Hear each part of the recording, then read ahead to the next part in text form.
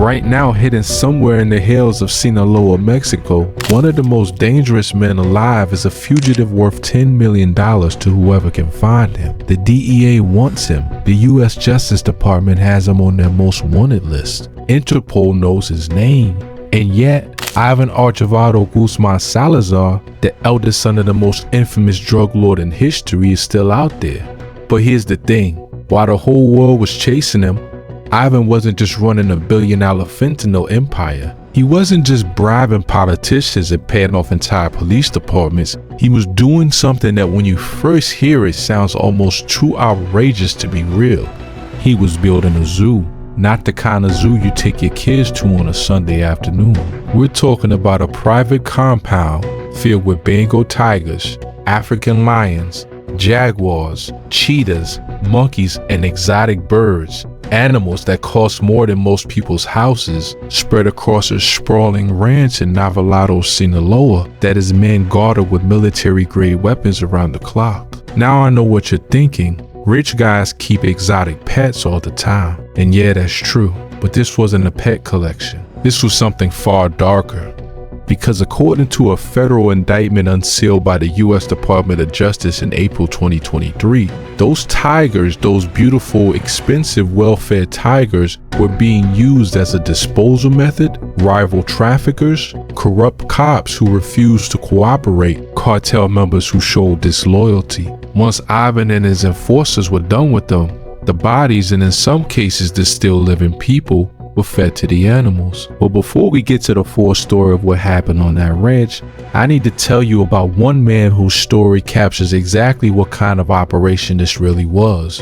His name in the indictment is only listed as Victim 5. He was a federal law enforcement agent, a member of Mexico's Attorney General's office. He had a badge, a family, a life. And in early 2017, Los Ninis, the Chapitos' elite security force, grabbed him off the street and brought him to Ivan's ranch in Novelado. For 2 hours, members of Los Ninis tortured this man. They took a metal corkscrew, the kind you use to open a bottle of wine, and drilled it into his muscles. Then they ripped it out, and into the raw open wounds, they smashed hot chili peppers for 2 hours.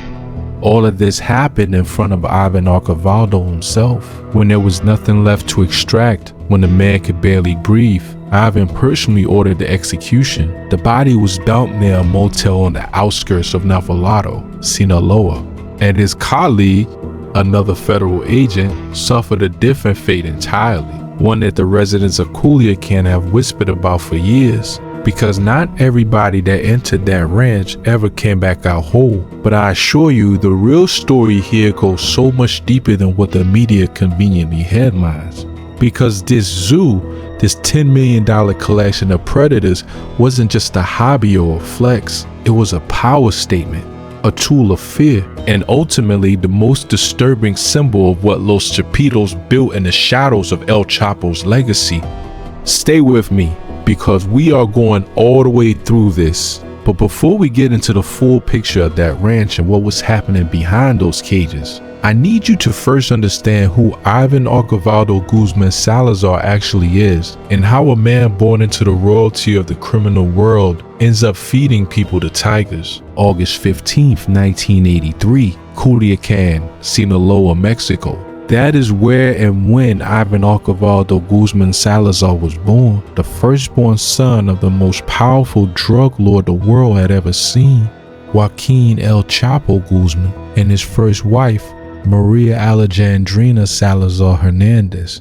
Now understand this, growing up as El Chapo's son wasn't like growing up in just any wealthy Mexican household. It was an education. From the time Ivan could walk, his world was shaped by the mechanics of power, fear, and money. Not theoretical power, actual, lived streets of Sinaloa power. The kind where entire towns answer to one man, where police chiefs come to your father's house for instructions, where loyalty is currency and betrayal is a death sentence. His father, El Chapo, didn't just run the Sinaloa cartel. He built it into the most dominant drug trafficking organization on the planet. Cocaine, heroin, methamphetamine. El Chapo's network stretched from the poppy fields of the Sierra Madre Mountains all the way to the streets of Chicago, New York, and Los Angeles, and young Ivan watched all of it take shape. When El Chapo was first arrested in 1993, Ivan was barely a teenager. But that didn't slow the cartel down, and it didn't slow Ivan's education either. He was groomed from adolescence. By the time he became a young man, he was already involved in money laundering, learning smuggling logistics, and directing cartel enforcers on behalf of his imprisoned father. Here's where things get interesting. February 2005. Ivan is caught speeding through Culiacan in a sports car. He's arrested, detained, and immediately the situation becomes critical. El Chapo, still locked up at this point, was terrified of what could happen to his son inside a Mexican prison. His older brother Arturo had been murdered behind bars. He wasn't going to let the same thing happen to Ivan. So El Chapo made a trade. He gave up one of his own allies, Alfredo Beltran Leyva, known as El Mochomo, to Mexican authorities in exchange for Ivan's release. Think about that. The most powerful cartel boss in the world burned one of his top lieutenants just to get his son out of a traffic arrest. That's how much Ivan meant to the operation. That's how much was riding on him. And from that moment forward, Ivan understood something very clearly. Loyalty was the only currency that mattered. Anyone who threatened the family would pay. Anyone who crossed the Chapitos would disappear. Then came 2016, El Chapo's final capture, when the Mexican government, with U.S. intelligence assistance, recaptured El Chapo for the last time and began preparing him for extradition to the United States. The Sinaloa cartel faced its biggest succession crisis in history. El Chapo was extradited in January 2017 and convicted in 2019, sentenced to life in a maximum security federal prison in Colorado. With the patriarch gone, Ivan stepped into the vacuum. Him, his brother Jesus Alfredo, and their half-brothers Ovidio and Joaquin became the new face of the Sinaloa cartel. Together, they became known as Los Chapitos, the Little Chapos. Now listen closely, because what I'm going to say next brings everything together. The cartel that Ivan inherited wasn't just the cocaine operation his father built. Los Chapitos pivoted hard into fentanyl, synthetic opioids. The U.S. Justice Department would later describe the operation Ivan ran as the largest, most violent, and most prolific fentanyl trafficking operation in the world. They were producing counterfeit pills by the millions, flooding American cities with a drug 50 times more powerful than heroin. And with that level of money, billions, not millions, came an entirely new level of lifestyle, of excess, of power that needed to be displayed. That's where the animals come in. Now here's where it gets interesting, because the exotic animal obsession didn't come out of nowhere. It's actually a tradition with deep roots in the Sinaloa cartel, going back to El Chapo himself. If you take the time and do your homework, you'll find that after El Chapo's first arrest in 1993, authorities raided one of his properties and found bears, jaguars, tigers, and lions among a collection of animals. This wasn't accidental. This was culture. The cartel boss who controls the territory also controls the wildest, most dangerous creatures in it. His son Alfredo, Ivan's brother, took this to another level in the early 2010 when he became something of a public spectacle. He allegedly posted dozens of photos on social media showing pet lions, tigers, and cheetahs lounging inside luxury sports cars. These massive wild animals curled up on leather seats inside vehicles worth hundreds of thousands of dollars. It was pure, unfiltered narco flexing, and the message was clear. We are above the rules. We own things that governments can't afford to keep. But what Ivan built on his ranch in Navalado took all of that to another level entirely. The property in Navalado, a municipality just outside of Culiacan, was the nerve center of Ivan's operation. A working ranch in appearance, but in reality a fortified compound. Armed guards from Los Ninis patrolled the perimeter. There were interrogation facilities on the grounds, and spread across the property were cages, pens, and enclosures holding one of the most extraordinary private animal collections in all of Mexico. We're talking Bengal tigers, one of the most endangered big cat species on the planet, and also one of the most expensive to acquire on the black market. African lions, jaguars, cheetahs, monkeys, exotic birds. To understand just how expensive this operation was, a single Bengal tiger can cost anywhere from $15,000 to $50,000. On the illegal exotic animal market, feeding one tiger alone costs hundreds of dollars every week. When you're talking about a collection that includes multiple big cats across multiple species, the financial investment runs deep into the millions. And because the Chapitos were pulling in billions from fentanyl, the $10 million estimate for the collection and its upkeep, that was pocket change. But here's the part that might actually interest you, because it's not just about the money or the animals themselves. In Mexican cartel culture, the exotic animal carries enormous psychological weight. Pablo Escobar, the Colombian kingpin who Ivan's father was often compared to, famously kept hippos, giraffes, and lions at his Hacienda Naples estate in Colombia. When Escobar was killed in December 1993 and the estate was abandoned, authorities found an entire private zoo. Some of those hippos escaped, and today, decades later, more than 100 hippopotamuses, descendants of Escobar's original four, roam wild in the Magdalena River basin of Colombia, creating an ongoing ecological crisis caused by one man's obsession with power. Los Chapitos were following the same playbook. In Sinaloa, it's been an open secret for years that cartel bosses keep exotic animals. It's a status symbol. It says, I have so much money, so much power, so much control over this territory that I can maintain a Bengal tiger on my land and nobody, not the police, not the military, not the government, will ever come to take it from me. To put that into context, under Mexican law, you can technically keep exotic animals legally as long as they come from accredited breeders registered with the Mexican Environmental Secretariat. This loophole was routinely exploited by cartel figures who acquired animals through black market channels and papered them with questionable documentation, and with entire law enforcement structures bribed from the bottom up, nobody was showing up to check. Now, while all of this was going on, while Ivan was building his empire, expanding his fentanyl operation, and curating his private menagerie, the ranch in Navalado was serving a second, far more sinister purpose. This is the part that the headlines touched on but never fully explained. And if you take the time to read through the full federal indictment unsealed on April 14th, 2023 by the U.S. District Court for the Southern District of New York, what you'll find is a document that reads less like a legal filing and more like something out of a horror film. According to the indictment, rival drug traffickers, law enforcement officers, and members of the Sinaloa cartel loyal to competing factions were regularly brought to Ivan's ranch in Navalado for interrogation. Once they arrived, they were in the hands of Los Ninis. Los Ninis were commanded by a man named Nestor Isidro Perez Salas, known as El Nini, and operated under a broader security structure controlled by Oscar Noe Medina Gonzalez, known as El Panu. These weren't ordinary cartel thugs. Los Ninis were a dedicated, disciplined enforcement unit whose sole function was to protect the Chapitos, gather intelligence, and eliminate threats.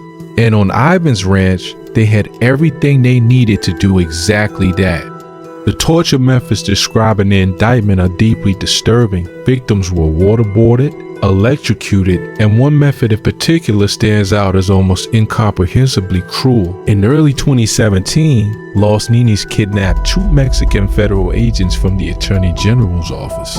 These were government officers, men with careers, families, and legal authority. They were brought to the ranch. Ivan arrived at the property, and what followed was documented in a kind of clinical legal language that somehow makes it even more disturbing to read. One of the agents, referred to as Victim 5 in the indictment, was tortured for approximately 2 hours. Members of Los Ninis inserted a metal corkscrew directly into his muscles. Then they ripped it out, and into the raw, torn open wounds, they forced hot chili peppers over and over for 2 hours. All of this was carried out in front of El Chapo's sons, with Ivan reportedly present at the ranch and personally overseeing the interrogation.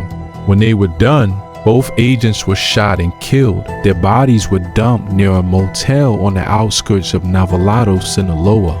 But here's something no one actually talks about, because the media moved on from the story before they got to the most disturbing detail of the indictment.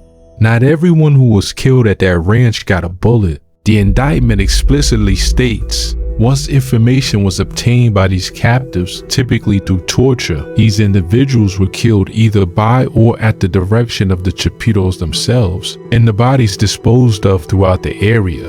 While many of these victims were shot, others were fed dead or alive to tigers belonging to Iván Archivaldo Guzman Salazar and Jesus Alfredo Guzman Salazar. Dead or alive, the tigers weren't just pets, they were disposal. And the genius of this system, if you can call it that, was that it left almost nothing behind. No body to identify, no evidence to process, no crime scene to find. Just a tiger well fed and a person who simply ceased to exist. And this is why the urban legends that have circulated through the streets of Sinaloa for years carry the weight of genuine terror. For decades, people in Culiacan whispered about it. They said cartel bosses fed their enemies to lions. They said people disappeared into those compounds and never came out. Most outsiders dismissed it as folklore, narco mythology, the kind of thing people say to explain the unexplained disappearances that plague regions like Sinaloa. But in April 2023, a United States federal grand jury confirmed it. It wasn't a rumor, it wasn't legend. It was documented, alleged, and charged in a federal court of law. And there's one more layer to this that most people missed entirely. The Chapitos also allegedly used the ranch for something that reveals just how intertwined the fentanyl empire and the animal compound really were. According to the indictment, the Chapitos tested the potency of the fentanyl they produced on their prisoners. The same compound where the tigers were kept was reportedly also a testing facility for one of the most lethal drugs ever created. The ranch wasn't just a zoo, it was a laboratory, a torture facility, a disposal site, all wrapped in the aesthetic of a luxury private wildlife collection.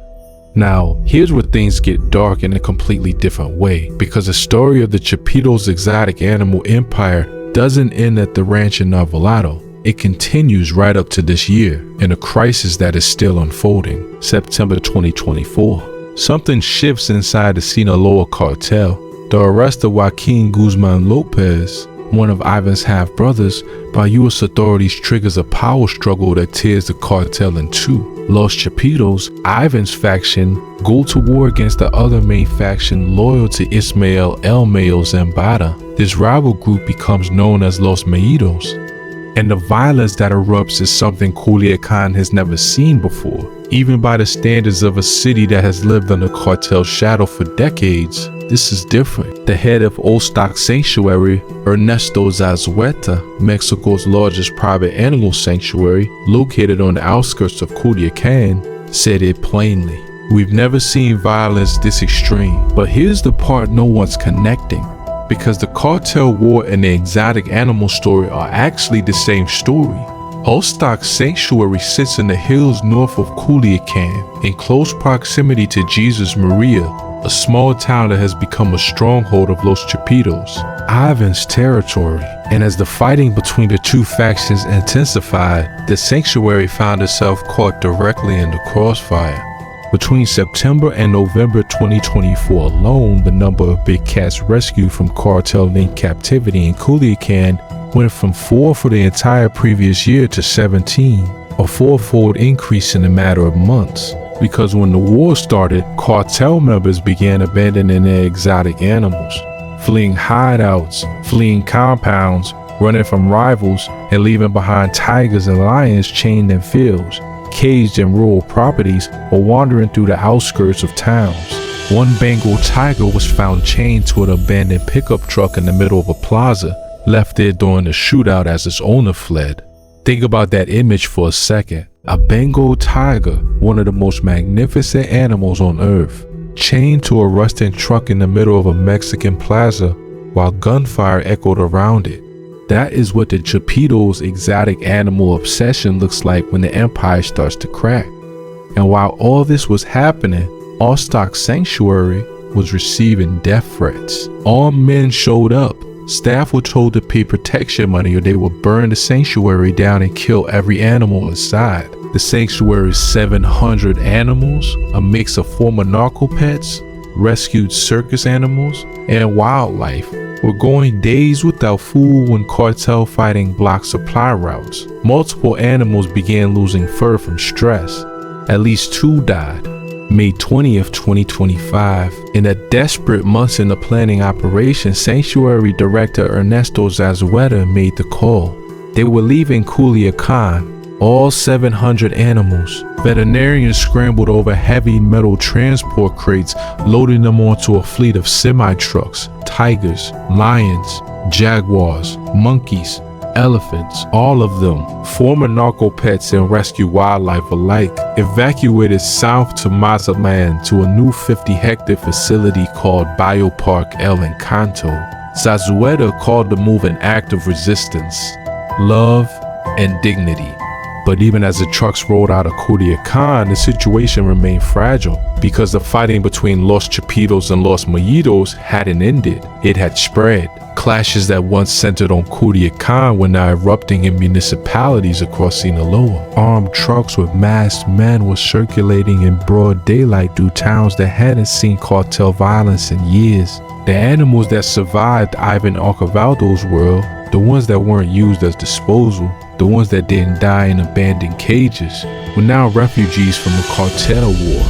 But ironically, as dark as this specific story is, Ivan and the Chapitos aren't even close to being alone in this tradition. Narcos and exotic animals have a history in Mexico and across Latin America that goes back decades. It is a cultural phenomenon embedded so deeply in cartel identity that law enforcement officials say they've almost come to expect it when they raid cartel properties. In April 2023, just 1 week after the Chapitos indictment dropped and the tiger feeding allegations went public, Mexican prosecutors announced a massive seizure in La Barca, Jalisco. 10 tigers, 6 jaguars, 5 lions, antelopes, a llama, deer, and birds, all found in cages and pens spread across a wide rural property. Authorities didn't name the owner publicly, but La Barca had been a scene of mass graves and cartel executions for years, with at least 65 bodies unearthed from clandestine burial pits there back in 2013 alone.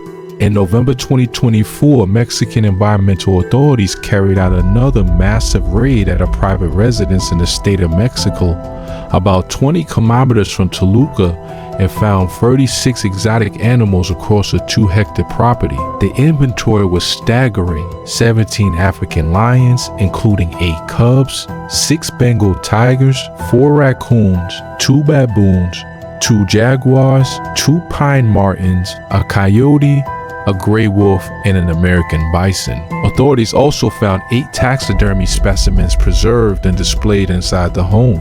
The pattern is unmistakable. In Mexico, an exotic animal collection is not a hobby. It is a declaration. It announces to every rival, every government official, every journalist, and every resident of the surrounding territory, I am beyond the reach of your rules. I have so much money and so much power that I maintain creatures that will kill you without a second thought. And I do it openly, because no one is coming to stop me.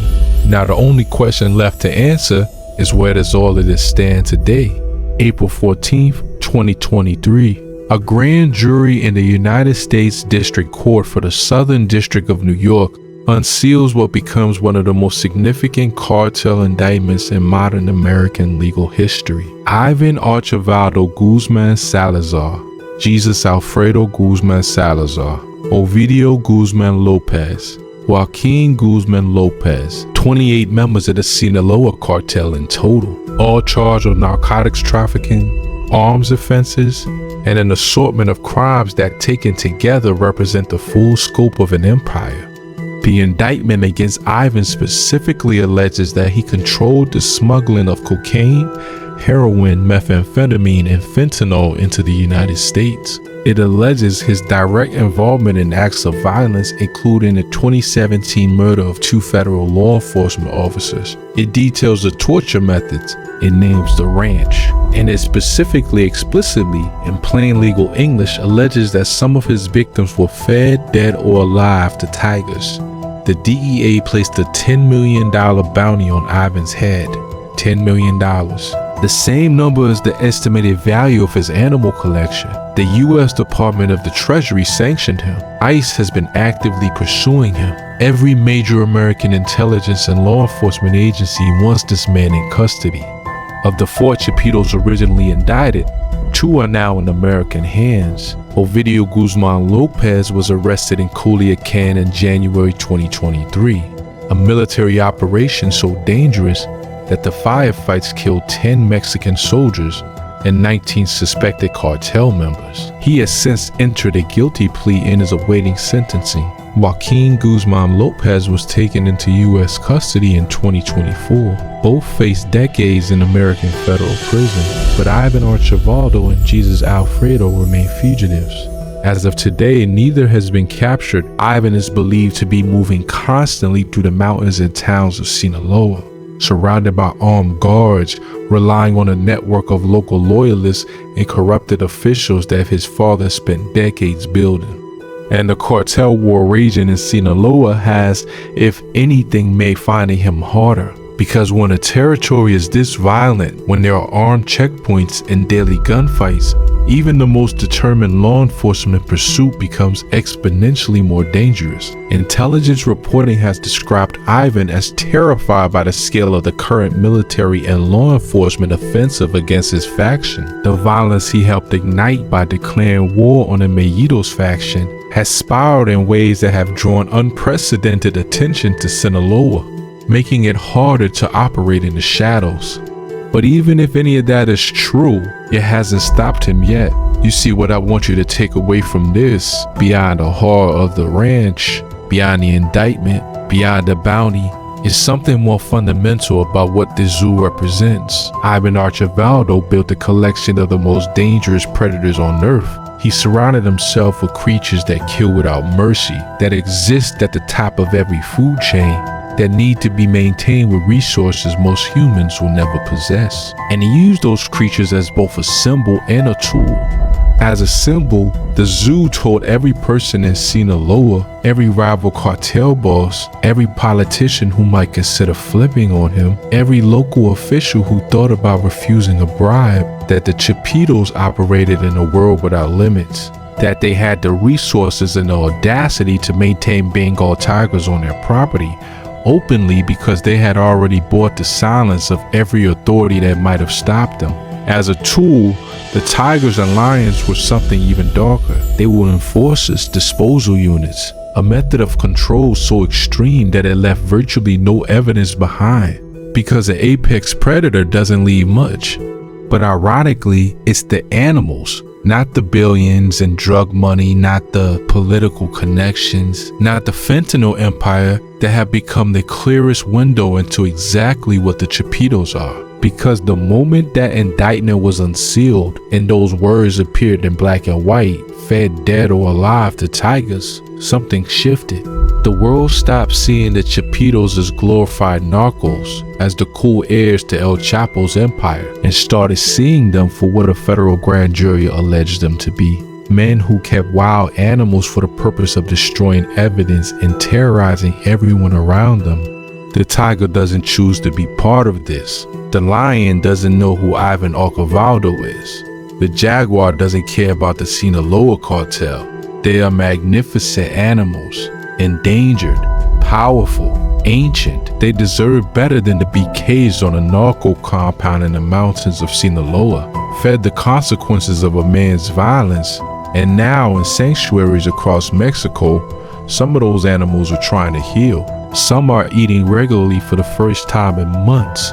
Some are still pacing the perimeters of transport cages, traumatized by months of gunfire and helicopters, and the kind of fear that even an apex predator can feel. Here's something no one actually talks about. While Iván Archivaldo remains a fugitive and the Sinaloa cartel tears itself apart in the bloodiest internal war in its history, the animals he left behind are still out there. Some were seized in raids, some were rescued from abandoned compounds, some are now in sanctuaries being nursed back to health by people who risked their lives to save them from a cartel war zone. And Ivan himself, he's still out there, $10 million on his head, a federal indictment in New York waiting for him. 2 of his brothers already in American custody, a cartel empire fraying at the edges under the pressure of a war he started. The conditions that enabled him to build what he built, a corrupt, bought-off regional government, a militarized border economy, decades of impunity, a father's legacy to inherit, those conditions don't disappear overnight. Even with DEA bounties and federal indictments, the infrastructure that made the Chapitos possible was still largely in place. Other cartels have already taken notes. The CJNG, the Jalisco New Generation Cartel, keeps exotic animals too, as do the remnants of other Sinaloa factions. The narco zoo is not a Chapito invention. It's a cartel institution. And as long as there are men with unlimited money and zero accountability, there will be tigers in cages on ranches somewhere in the mountains of Mexico. What Iván Archivaldo built in Navalado wasn't just a zoo. It was a statement about a world without rules, a world where money buys everything, including apex predators, including silence, including allegedly the ability to make your enemies disappear without a trace. He's gone quiet for now, but we don't think his story is done being written. The tigers, at least, are starting to eat regularly again, and the U.S. Department of Justice has a very long memory.